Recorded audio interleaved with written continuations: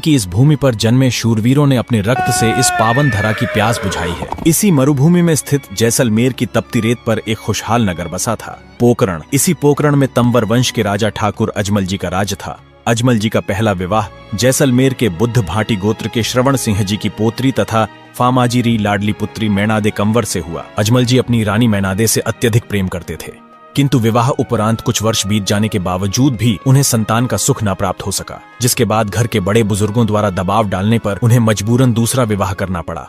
ठाकुर अजमल जी का दूसरा विवाह जामनगर के जडेचा गोत्र के जामाजीरी लाडली जीवंदे कंवर से हुआ, किंतु भाग्य तो ठाकुर अजमल जी से रूठा था। माता मैनादे और माता जीवंदे का इसमें क्या दोष। समुद्र के समान पड़ी विशाल रेतीली भूमि, किसी ऊंचे स्थान पर खड़े होकर देखें तो जहां तक नजर जाती थी पूरी धरती अजमल जी की थी। हजारों घोड़े और ऊंट, अपार धन दौलत सब कुछ था उनके पास, परंतु उनके मन के किसी कोने में पुत्र प्राप्ति की एक ऐसी कसर थी जो हर सुख सुविधा के बीच उन्हें अपूर्ण बना देती थी।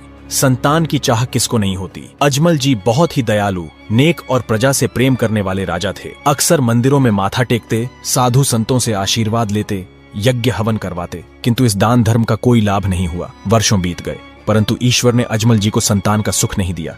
संतान का सुख न होना कहीं न कहीं ठाकुर अजमल जी को खलता जरूर था। इतने वर्ष बीत जाने के बाद अब तो उन्होंने पुत्र प्राप्ति की जो उम्मीद थी वो भी त्याग दी। वो अपनी रानियों से अक्सर कहा करते कि कौन कहता है मैंने संतान हूँ, यह संपूर्ण प्रजा मेरी ही संतान है। और ऐसा सिर्फ वो कहते नहीं थे, अजमल जी वास्तव में अपनी प्रजा से बहुत प्रेम करते थे। इसी समय अचानक से पोकरण क्षेत्र के लोगों में भय का माहौल बनने लगा, जिसका कारण था राक्षस भैरव राक्षस बेहद ही मायावी और खूंखार था। वह मानव, पशु, पक्षी और किसी भी जीवित प्राणी की गंध सूंघ उसका भक्षण कर जाता था। दूसरी तरफ पोकरण में अकाल पड़ गया और पोकरण की सारी जमीन बंजर हो गई। लेकिन कुछ ही दिनों बाद द्वारकानाथ की ऐसी लीला हुई कि पूरे पोकरण में मूसलाधार वर्षा होने लगी।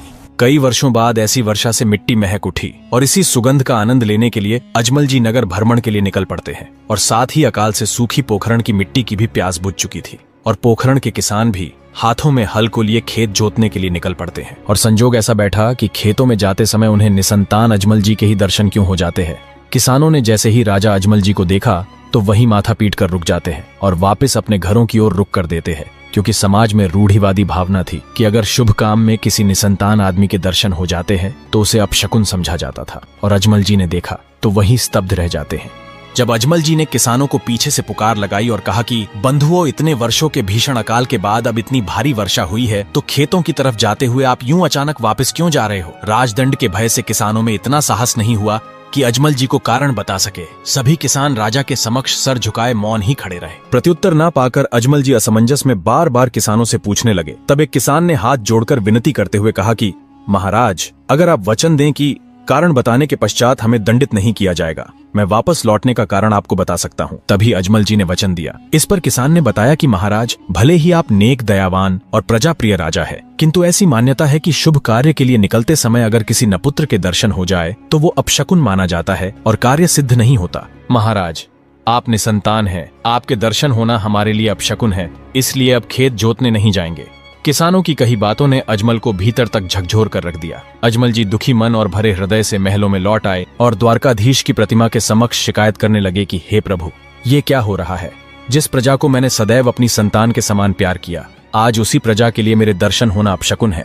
क्या निसंतान होना भी पाप है। तभी घणी घणी खम्मा कहते हुए महल की दासी अजमल जी के पास आई और जो कब से अजमल जी की बातें सुन रही थी और अजमल जी से कहने लगी, महाराज, आप मेरी बात माने तो योगीराज के पास जाइए। योगीराज बड़े ही सिद्ध पुरुष है, उन्हीं के आशीर्वाद से मुझे भी संतान की प्राप्ति हुई है। दासी की बात मानकर अजमल जी संत योगीराज के पास आ पहुंचे। योगीराज मां काली का परम भक्त था और उसे मां काली की तपस्या करने के परिणाम स्वरूप बहुत सी सिद्धियां प्राप्त थीं, किंतु योगीराज को मिली अपार शक्तियों ने उसे घमंड से भर दिया था। और इसी के परिणाम स्वरूप योगीराज अजमल जी को टोंट कसते हुए कहा कि जिस नगरी में निपुत्र राजा है उसका अपमान नहीं होगा तो सम्मान होगा क्या। तुझे तो अपने द्वारकाधीश पर बहुत अभिमान है ना, जा उन्हीं से पुत्र प्राप्ति की गुहार लगा। इतना सुनते ही अजमल जी उल्टे पांव महल की ओर आ गए और द्वारका जाने का निश्चय कर लिया।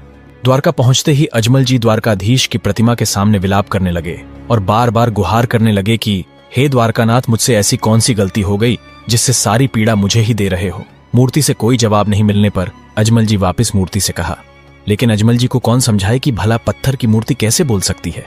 और अंत में क्रोधित होकर अजमल जी छड़ावा स्वरूप छड़े लड्डू से द्वारकानाथ की मूर्ति के सर पर फेंक दिया और मंदिर के पुजारी से शिकायत करने लगे कि आपका द्वारकाधीश बहरा हो गया है, जो अपने भक्तों की एक भी नहीं सुनता। पुजारी ने सोचा कि ये पागल हो गया है और इसी को देखते हुए पुजारी ने कहा कि ये तो द्वारकानाथ की प्रतिमा है, ये कैसे बोल सकती है। तभी अजमल जी कहने लगे कि ऐसी बात है तो फिर द्वारकानाथ कहाँ रहते हैं, उनका कोई तो स्थान होगा ही। पुजारी ने अजमल जी से पीछा छुटाने के लिए सोचा कि अगर अजमल जी को समुद्र के लिए कह दूं तो शायद अजमल जी शांत होकर अपनी हट छोड़ देंगे और अपने महल में वापस लौट जाएंगे, और अजमल जी से कहा कि द्वारकाधीश तो समुद्र की तलवटी में रहते हैं।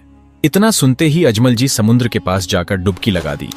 डुबकी लगाते ही समुद्र के अंदर अजमल जी को साक्षात द्वारकाधीश के दर्शन हो गए और अजमल जी ने द्वारकाधीश को कोटि कोटि नमन किया। लेकिन अजमल जी ने भगवान विष्णु की ओर देखा तो भगवान विष्णु के माथे पर चोट लगी थी।